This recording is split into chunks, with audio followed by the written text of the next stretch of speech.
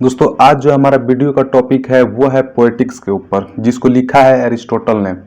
दोस्तों ये जो टेक्स्ट है इसमें बेसिकली तीन प्रकार की चीज आपको पढ़ने के लिए मिलेंगी। पहला तो ट्रेजेडी इसमें भरपूर है। ट्रेजेडी के बारे में एरिस्टोटल ने बहुत ही बड़ा उन्होंने सेक्शन में डिवाइड करके लिखा हुआ है, और इसकी दो पार्ट और है जिसमें उन्होंने कॉमेडी के बारे में बात किया है, और फिर कुछ ऐसे चैप्टर हैं जिसमें उन्होंने इपिक पोएट्री के बारे में बात की है। दोस्तों अनफॉर्चुनेटली ट्रेजेडी के अलावा और कोई ऐसा उनका जो उसमें चैप्टर है वो सरवाइव नहीं कर पाया है। थोड़े बहुत सब में से कुछ न कुछ मिले हैं, लेकिन मेजर सेक्शन जो है वो डिस्ट्रॉय हो चुका है। तो दोस्तों इस वीडियो में हम ट्रेजेडी की जो नॉलेज है उसके ऊपर हम लोग बात करेंगे। तो चलिए वीडियो को शुरू करते हैं। दोस्तों एरिस्टोटल का जन्म 384 बीसी में एक बहुत ही वेल्दी फैमिली में मैकदुनिया में हुआ था, जो कि अभी वो जो ये शहर है वो ग्रीस में स्थित है। इनकी मृत्यु 322 बीसी में हुई, और ये जो थे जो एरिस्टोटल थे वो उन्होंने अपनी पढ़ाई एकेडमी से की थी, जो कि प्लेटो का एक स्कूल था। और वहाँ पर पढ़ाई पूरा करने के बाद वहाँ पर वो टीचर बने रीजनिंग के और डिबेट के। लेकिन कुछ वर्षों बाद उन्होंने अपना खुद का एक स्कूल चालू किया जिसका नाम है पेरिपैटिक, और उसमें वो खुद मास्टर बन गए। दोस्तों एरिस्टोटल अलेक्जेंडर द ग्रेट जो कि एक महान शासक था उसके टीचर भी थे, और उसके मृत्यु के बाद जो एरिस्टोटल थे वो एथेंस की ओर प्लान कर गए थे। उनको शायद डर था कि अलेक्जेंडर की मृत्यु के बाद उनको कोई मार न दे। तो दोस्तों ये जो है उनकी कुछ शॉर्ट बायोग्राफी है जो आपको याद रखनी चाहिए। अब बात करते हैं पोएटिक्स के ऊपर। दोस्तों ये जो वर्क है वो पूरे 26 चैप्टर में डिवाइडेड है। जो पहला है वो है 1 से 5, वो है पोएट्री के कितने सारे स्टाइल होते हैं उसको बेसिकली ये क्वालिफाई करता है। 6 से 19 के बारे में उन्होंने ट्रेजेडी के ऊपर डिस्कशन की है। 20 से 22 में उन्होंने ये बताया है कि पोएटिक स्टाइल कैसी होनी चाहिए, और इसके बारे में उन्होंने इस चैप्टर में यानी कि 20 से 22 में डिस्कशन किया हुआ है। दोस्तों जो अगला जो 23 चैप्टर है उसमें उन्होंने नरेटिव पोएट्री के बारे में बताई है कि जब आप एक लॉन्ग नरेटिव पोएम लिखते हैं तो बेसिकली उसमें आपका मीटर क्या होना चाहिए, और आपको कहाँ से इवेंट लेनी चाहिए, और प्लॉट उसका कैसा होना चाहिए। ये चीज़ उन्होंने 23 में बात की है। अगला 24वां चैप्टर में उन्होंने इपिक पोएट्री के बारे में बात की है। दोस्तों इसमें उन्होंने ये बताया है कि जो इपिक पोएट्री होती है उसमें बहुत ज़्यादा टाइम कंज्यूम होता है। आपको अलग अलग इवेंट लेने पड़ते हैं, फिर उसके बाद आपको बहुत सारी चीज़ बहुत सारे एक्ट उसमें जोड़ने होते हैं, तब जाके इपिक पोएट्री बनती है। जो 25वां है चैप्टर है उसमें उन्होंने क्रिटिकल ऑब्जेक्शन दिया है पोएट्री के ऊपर। दोस्तों इनके जो गुरु थे यानी कि प्लेटो, उन्होंने ये बोला था कि जो पोएट्री है वो रियलिटी से 3 गुना दूर है। यानी कि पोएट्री जो होती है हमें कभी भी अच्छी चीज़ नहीं सिखा सकती, और इस चैप्टर में यानी कि 25 चैप्टर में उन्होंने बिल्कुल यही बात बताई है कि नहीं, आपने जो बोला है वो बात गलत है, वो सही नहीं है। तो एरिस्टोटल ने प्लेटो को उन सारे जो उन्होंने पोएट्री के ऊपर जो एक लांछन लगाया था उसको उन्होंने क्रिटिसाइज किया है, और उसमें उन्होंने अपना उत्तर दिया है। और जो 26 चैप्टर है उसमें उन्होंने कंपेयर किया है इपिक को ट्रेजेडी से, कि इपिक ज़्यादा अच्छी चीज़ है या फिर ट्रेजेडी ज़्यादा अच्छी चीज़ है। तो दोस्तों इस सेक्शन में उन्होंने ये बताया कि जो ट्रेजेडी है वो इपिक से बहुत ज़्यादा अच्छी चीज़ होती है, क्योंकि इपिक में आपको बहुत सारा टाइम देना पड़ता है, लेकिन ट्रेजेडी में ऐसा नहीं है, और लोग ट्रेजेडी को बहुत ज़्यादा इंजॉय करते हैं। दोस्तों जो उसमें पहला सेक्शन था यानी कि 1 से लेके 1 to 5 classification of poetry and different kind, तो इस सेक्शन को हम लोग थोड़ा बहुत देखते हैं। दोस्तों इसमें उन्होंने 2 प्रकार की पोएट्री के बारे में बात की है जब आप किसी चीज़ को इमिटेट करते हो तो। या पहला जो है उसमें उन्होंने ये बोला कि या तो आप गॉड को इमिटेट करोगे, या फिर हीरो को, या फिर आप सुपर हीरो को। और जब आप इन तीनों को इमिटेट करते हो तो ये चीज़ आपको सुपरियॉरिटी की तरफ ले जाती है, यानी कि ये समाज में सोसाइटी में आपको ऊपर रखती है। लेकिन जब आप इन्फीरियर को यानी कि ह्यूमन बींग्स को इमिटेट करते हो तो ये कॉमिक ड्रामा की तरफ लेके जाएगी या फिर ये सटायर बन जाती है। दोस्तों अब बात करते हैं ट्रेजेडी के ऊपर। तो जो ट्रेजेडी है उसका जो प्लॉट होता है वो बहुत सीरियस होता है, यानी कि अगर प्लॉट अच्छा नहीं है तो ट्रेजेडी बिल्कुल अच्छी नहीं होगी। इसको एक्टर के द्वारा परफॉर्म कराया जाता है तथा ट्रेजेडी जो है वो 6 पार्ट में डिवाइड है: plot, diction, character, song, thought and spectacle. ये 6 चीज़ में ट्रेजेडी डिवाइडेड है। अब इन 6 चीज़ को हम वन बाय वन करके डिस्कस करेंगे। पहला जो है वो है प्लॉट। तो जो प्लॉट होता है वो ट्रेजेडी का सोल होता है, यानी कि सेम चीज़ की अगर प्लॉट है वो अच्छी नहीं है तो ट्रेजेडी ट्रेजेडी कभी भी अच्छी नहीं होगी। जैसे कि आप मूवी का एग्जांपल ले लो कि अगर हम कब कोई मूवी देखने जाते हैं और उसकी प्लॉट हमें अच्छी नहीं लगती तो वो मूवी फ्लॉप हो जाती है, यानी कि मूवी उतनी चल नहीं पाती है। तो ये चीज़ एरिस्टोटल ने भी बोला है कि अगर आपका प्लॉट अच्छा नहीं है तो ट्रेजेडी कभी भी अच्छी नहीं हो सकती है। तो फिर उन्होंने ट्रेजेडी को बहुत सारे प्रकार में डिवाइड किया है, जिसको हम आगे अभी वीडियो में देखेंगे। जो पहला है वो है गुड प्लॉट। दोस्तों उन्होंने गुड प्लॉट और कॉम्प्लेक्स प्लॉट, सिंपल प्लॉट, 3 प्रकार में प्लॉट को बांटा है। तो सबसे पहले हम देखते हैं गुड प्लॉट को। इसमें उन्होंने ये बोला है कि अगर ट्रेजेडी का प्लॉट अच्छा नहीं है तो वो कभी भी सक्सीड नहीं करेगा, यानी कि जो प्लॉट है उसमें आप थोड़ा बहुत भी गड़बड़ी करते हैं तो जो ट्रेजेडी है वो कभी सक्सीड नहीं हो पाएगी, वो कभी सफल नहीं हो पाएगी। दोस्तों उन्होंने प्लॉट को 5 प्रकार में डिवाइड किया है। पहला है कंप्लीटनेस। तो इसमें उन्होंने ये बात किया है कि जो ट्रेजेडी है उसमें बिगिनिंग होनी चाहिए, उसमें मिडिल होनी चाहिए और उसमें एंड होनी चाहिए। मतलब कि अगर हम मूवी देखते हैं तो जब मूवी स्टार्ट होती है तो वो हो गया बिगिनिंग, और आप देखते हो कि जब मूवी बीच में जब कोई एक ऐड आता है, जब एक पार्ट खत्म होता है तो इंटरमीडिएट लिखता है, यानी कि मध्यांतर, तो वो हो गई मिडिल। मतलब कि जो मूवी है अब वो क्लाइमेक्स पर पहुंच चुकी है और वहां से वो डाउनफॉल करेगी, मतलब कि वो एंड की तरफ जाएगी। और इसमें उन्होंने एक और चीज़ बताया कि जो ट्रेजेडी है वो 2 रूल को फॉलो करेगी, या तो आप गुड से बैड की ओर जाएं या फिर बैड से गुड की ओर आएं। दूसरा है मैग्नीट्यूड, यानी कि लेंथ। तो इसमें उन्होंने ये बताया कि जो ट्रेजेडी है वो शॉर्ट होनी चाहिए, यानी कि छोटी होनी चाहिए, ताकि लोगों को आसानी होगी उसको समझने में, उसको याद करने में। अब दोस्तों आप एक चीज़ सोच सकते हो कि यार हम तो मूवी देखते हैं तो उसमें मूवी में 6 साल 7 साल पीछे का भी अगर कोई पार्ट दिखाता है तो हमें वो समझ में आ जाता है, तो फिर एरिस्टोटल ने ऐसा क्यों बोला? दोस्तों इसका रीज़न ये है कि हम अभी 21वीं दशक में जी रहे हैं, यानी कि 21st सेंचुरी में, और ये जो टेक्स्ट है वो क्राइस्ट के जन्म के पहले लिखी गई थी। तो उस वक्त उतनी टेक्नोलॉजी नहीं थी जिससे लोगों को इतना ज़्यादा आसानी से समझ में आए।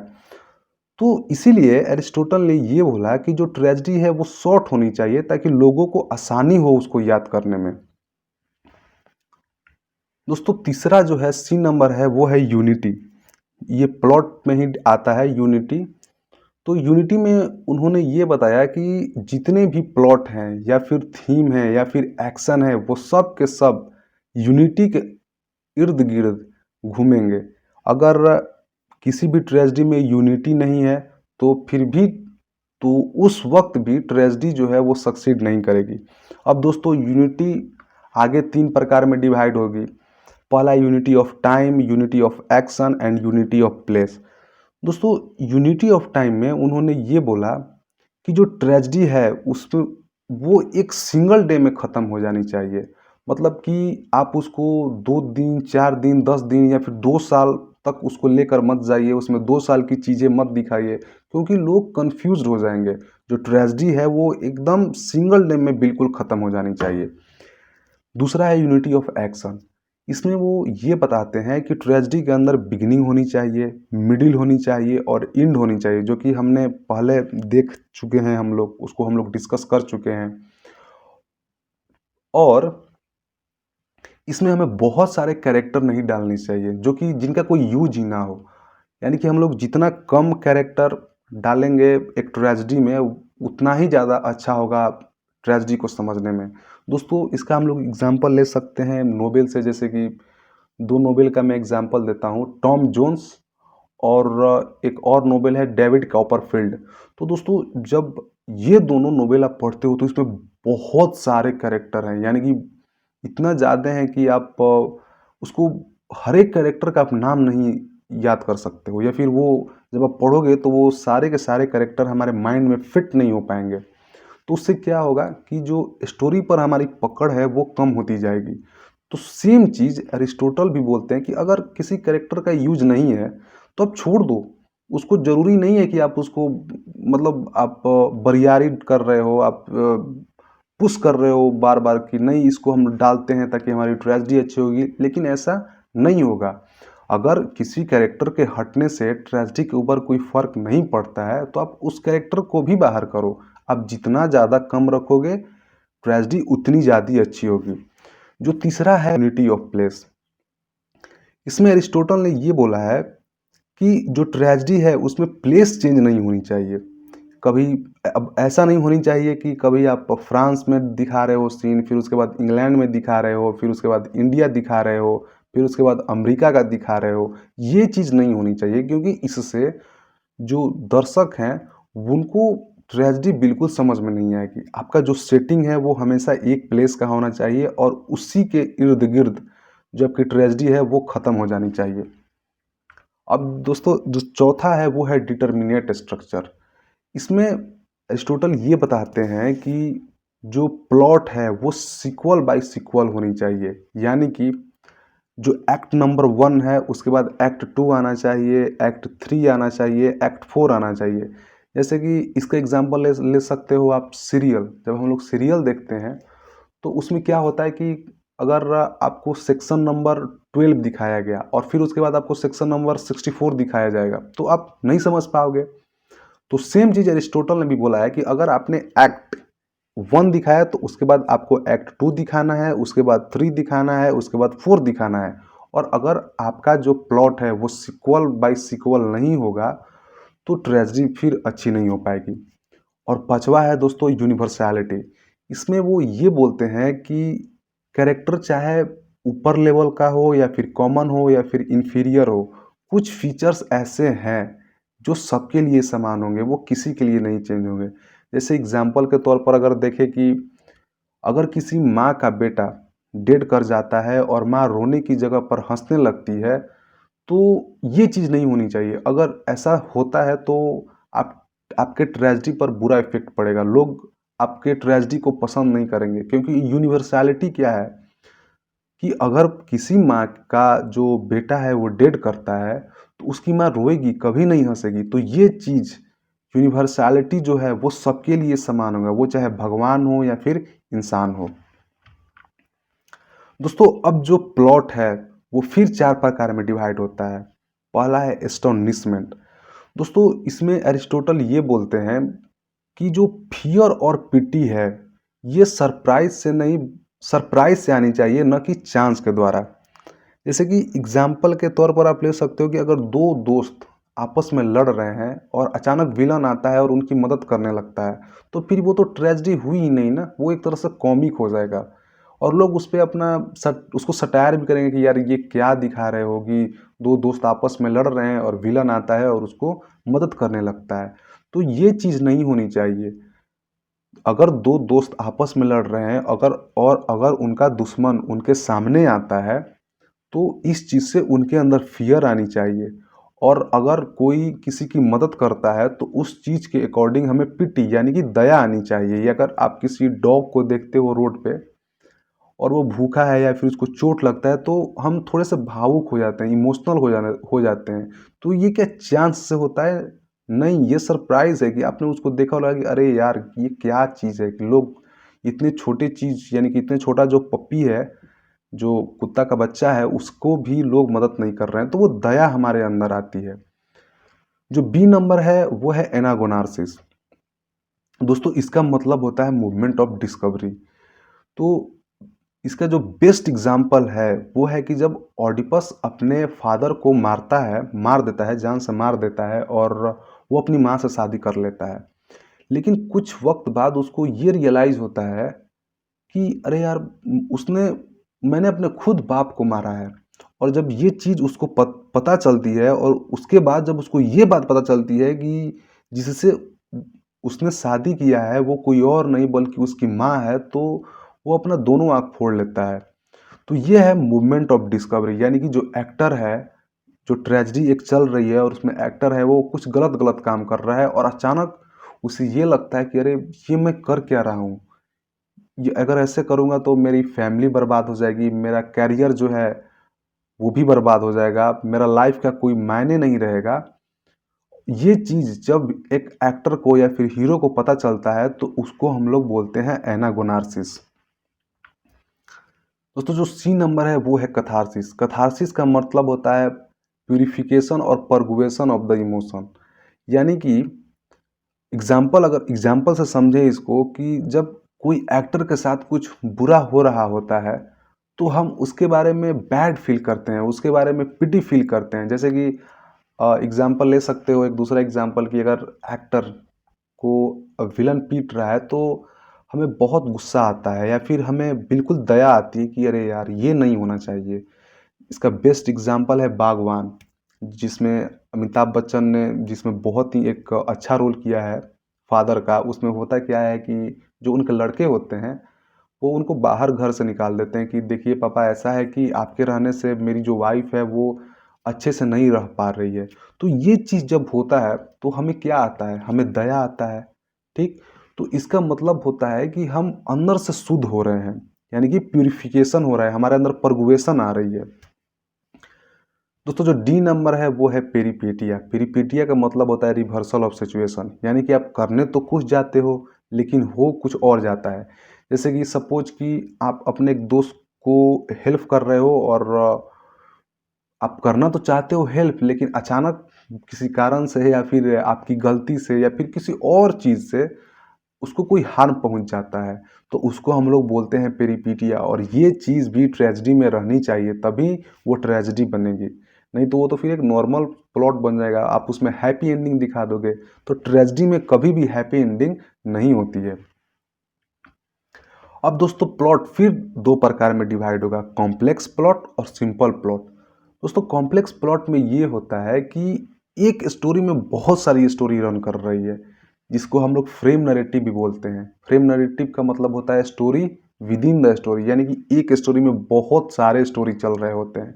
जैसे कि हम लोग अपना रामायण का भी एग्जाम्पल ले सकते हैं। इसमें आपको सुंदर कांड मिलेंगे, इसमें आपको युद्ध कांड मिलेंगे, बाल कांड मिलेंगे, और ये ऐसे तो एक्ट बाय एक्ट चलता है, लेकिन इसमें बहुत सारी स्टोरी फिट की हुई है, अलग अलग स्टोरी इसमें फिट की हुई है। तो उसको बोलते हैं कॉम्प्लेक्स प्लॉट। मतलब कि ट्रेजेडी जो है उसमें कॉम्प्लेक्स प्लॉट नहीं होनी चाहिए। आप एक स्टोरी में 4-5 स्टोरी नहीं दिखा सकते हो, यानी एक कैरेक्टर का आप स्टोरी दिखा रहे हो, हीरो का दिखा रहे हो, फिर अचानक आप दूसरा हीरो ला देते हो, उसका स्टोरी दिखाते हो, फिर तीसरा एक्टर ला देते हो और उसका स्टोरी दिखाने लगते हो। तो ये चीज़ कॉम्प्लेक्स प्लॉट में बिल्कुल नहीं होनी चाहिए। जो बी नंबर है वो है सिंपल प्लॉट। इसमें एरिस्टोटल ने ये बताया है कि अगर आप ट्रेजेडी अगर आप जो ट्रेजेडी है उसको अच्छा लिखना चाहते हो और उसको अच्छा बनाना चाहते हो, तो सिर्फ आप उसमें सिर्फ और सिर्फ एक स्टोरी डालो और उसको स्ट्रेट, यानी कि उसको धीरे धीरे act by act, scene by scene उसको आगे लेते जाओ। अगर आप उसमें कुछ और चीज़ मिक्स करते हो तो जो ट्रेजेडी है वो बिल्कुल ही बेकार हो जाएगी, उसमें फिर ऑडियंस को मज़ा नहीं आएगा। दोस्तों जो चौथा है वो है डिक्शन, यानी कि जो ट्रेजेडी डिवाइड होती है 6 प्रकार में, उसमें जो चौथा आता है वो है डिक्शन। दोस्तों डिक्शन का मतलब होता है स्टाइल ऑफ स्पीकिंग, यानी कि जो हीरो है वो किस प्रकार का लैंग्वेज यूज़ करता है। बेसिकली एरिस्टोटल ने इसमें ये बताया है कि जो एक्टर होगा वो हमेशा कॉमन लोग से अच्छा आवाज़ में बात करेगा, उसका जो सिलेक्शन ऑफ वर्ड होगा वो कॉमन लोग से ज़्यादा अच्छा होगा। जो डी नंबर है वो है कैरेक्टर। अब दोस्तों कैरेक्टर को भी एरिस्टोटल ने 5 प्रकार में डिवाइड किया है। पहला ये कि ट्रेजिक हीरो जो है, यानी कि जिसके ऊपर ट्रेजेडी हो रही है, वो स्टेटस में हाई होना चाहिए, यानी कि कॉमन लोग से वो ऊपर होना चाहिए। जैसे कि एग्जाम्पल हम लोग ले सकते हैं रामायण में श्री राम का, कि वो एक कॉमन लोग से ऊपर थे। या फिर आप महाभारत का एग्जाम्पल भी ले लो तो उसमें भी श्री कृष्ण, अर्जुन, द्रोणाचार्य, ये लोग जो थे वो हाई सोसाइटी के लोग थे, वो कॉमन लोग नहीं थे। दूसरा कि हीरो जो है वो बिल्कुल कंसिस्टेंट होना चाहिए, यानी कि वो लगातार कुछ ना कुछ सीख रहा है, ये चीज़ ट्रेजिक हीरो में होनी चाहिए। और जो तीसरा जो है उसमें एरिस्टोटल ने ये बताया कि जो हीरो है वो लाइफ में अच्छा होना चाहिए, यानी लाइफ में अच्छा का मतलब कि वो गुड होना चाहिए, अच्छा होना चाहिए। अब ये नहीं कि उसमें बहुत सारी बुराइयां हैं, वो औरत के ऊपर हाथ उठाता है, बच्चे को मारता है, तो ये चीज़ नहीं होनी चाहिए। डी नंबर में उन्होंने ये बताया कि जो एक्टर है, जो ट्रेजिक हीरो है, वो अपने लाइफ के प्रति प्योर होना चाहिए, ट्रू होना चाहिए, यानी कि उसको उसके अंदर ये होनी चाहिए कि वो अपने लाइफ के लिए कुछ ना कुछ आगे बहुत बड़ा करेगा। जैसे कि बहुत सारे ग्रीक आप हीरो देखोगे, जैसे कि हेरिकुलस और ऑडिपस, या फिर बहुत सारे हैं, मैं सबका नाम मुझे भी याद नहीं है। तो डी नंबर में एरिस्टोटल ये बताते हैं कि जो एक्टर है उसका लाइफ के प्रति जो रवैया है वो बिल्कुल ट्रू होना चाहिए। और ई नंबर है हमार्सिया, मतलब कि हीरो जो है वो अच्छा तो होना चाहिए लेकिन बिल्कुल परफेक्ट नहीं होना चाहिए। अब अगर एक्टर बिल्कुल परफेक्ट होगा तो उसके साथ तो कोई ट्रेजेडी होगी ही नहीं, परफेक्ट से तो आगे कुछ होता नहीं है, यानी कि सब हर एक का हर एक चीज़ उसमें अच्छा है। तो जो कैरेक्टर है वो बिल्कुल अच्छा नहीं होना चाहिए, उसमें कुछ बिल्कुल अच्छा का मतलब आई एम सॉरी, परफेक्ट नहीं होना चाहिए, उसमें कुछ ना कुछ बुराई भी होनी चाहिए। अब दोस्तों ट्रेजेडी को उन्होंने फिर आगे 4 प्रकार में डिवाइड किया है: स्ट्रोक, एंट्री स्ट्रोक, इपोड और एक्सोड। तो दोस्तों इसको हम वन बाय वन करके डिस्कस करते हैं। स्ट्रोक, स्ट्रोक का मतलब ये जब लोग ड्रामा के ऊपर कमेंट करते हैं। दोस्तों ये बेसिकली 3 प्रकार में डिवाइड है: स्ट्रोप, एंटी स्ट्रोप और इपोड। तो स्ट्रोप का मतलब ये होता है कि जब लोग एक जगह से दूसरी जगह गाना गाते हुए जाते हैं तो उसको हम लोग स्ट्रोप बोलते हैं। अब ये चीज़ दोस्तों आपको कन्फ्यूजन में डाल सकती है, लेकिन अगर आपने एंग्लो सेक्शन पीरियड पढ़ा होगा तो उस वक्त के जो टीचर होते थे वो एक जगह से दूसरी जगह जाते थे और लोगों को गाना से सिखाते थे, या फिर जो भी पढ़ाई है वो एक जगह से दूसरी जगह जाकर वो लोग सिखाते थे। तो स्ट्रोप का मतलब ये है कि अगर लोग एक जगह से दूसरी जगह जा रहे हैं तो उसको हम लोग स्ट्रोप बोलेंगे। यानी कि एग्जाम्पल के तौर पर अगर इसको आसानी से हम समझें कि जब लोग आगरा से दिल्ली की ओर जा रहे हैं तो वो स्ट्रोप हो गया।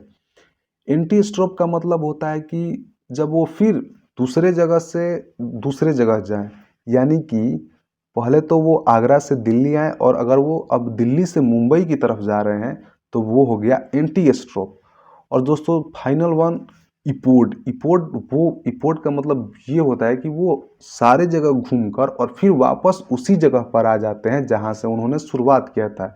यानी कि आगरा से उन्होंने शुरुआत किया था और वो सारे जगह घूमकर जब वापस वहां पर आते हैं तो उसको हम लोग बोलते हैं इपोड। फिर जो दोस्तों इसमें बी नंबर है वो है प्रोलोग। प्रोलोग में उन्होंने ये बताया है कि जो कोरस है वो इंट्रोड्यूस करवाएगा सारे कैरेक्टर को। जैसे कि तारक मेहता का उल्टा चश्मा जब आप देखते हो तो उसमें कुछ कुछ ऐसे सेक्शन है जिसमें जो तारक मेहता होते हैं वो सारे कैरेक्टर को इंट्रोड्यूस करवाते हैं, तो उसको दोस्तों हम लोग बोलते हैं प्रोलोग। एक्सोड का मतलब ये होता है जो कि सी नंबर है कि ऑडियंस जो है वो ड्रामा खत्म होने के बाद वो क्या कहते हैं कि ट्रेजेडी अच्छी है या नहीं है, ट्रेजेडी बुरी है। और जो फोर्थ वन है वो है एपिसोड। एपिसोड आप सब लोग जानते हो कि एपिसोड का मतलब होता है कि एक्ट, जो एक्ट डिफरेंट डिफरेंट प्रकार में डिवाइडेड होते हैं उनको हम लोग बोलते हैं एपिसोड। अब दोस्तों उन्होंने इपिक के बारे में कुछ अपना व्यू व्यक्त किया है, जो कि ये जो पार्ट है दोस्तों वो ज़्यादा सरवाइव नहीं कर पाया है, तो इसके बारे में हम लोग ज़्यादा नहीं जानते हैं। इसमें उन्होंने बेसिकली ये बताया है कि जो ट्रेजेडी होती है, जो इपिक होती है वो नरेटिव फॉर्म में लिखना चाहिए। और साथ ही साथ उन्होंने ये भी बताया कि अगर आप इपिक लिखना चाहते हो तो इसमें बहुत सारे वर्ष लग जाएंगे, बहुत सारे आपको साल देने पड़ेंगे और बहुत सारे इवेंट को आपको एक साथ जोड़ना पड़ेगा। आगे उन्होंने ये बताया कि जो इपिक होती है उसको हमें हेक्सामीटर में लिखना चाहिए। दोस्तों आज के लिए वीडियो में इतना ही। अगर वीडियो अच्छी लगे तो उसके लिए लाइक करिए, और अगर आपको समझ में नहीं आया तो आप इसको फिर से देख सकते हो, या फिर इसको आप कॉपी पे नोट डाउन करो। जब आप कॉपी पे नोट डाउन करोगे तो ये सारी की सारी चीज़ आपको बहुत जल्दी से याद हो जाएगी। तो दोस्तों आज के लिए वीडियो में इतना ही। Thank you.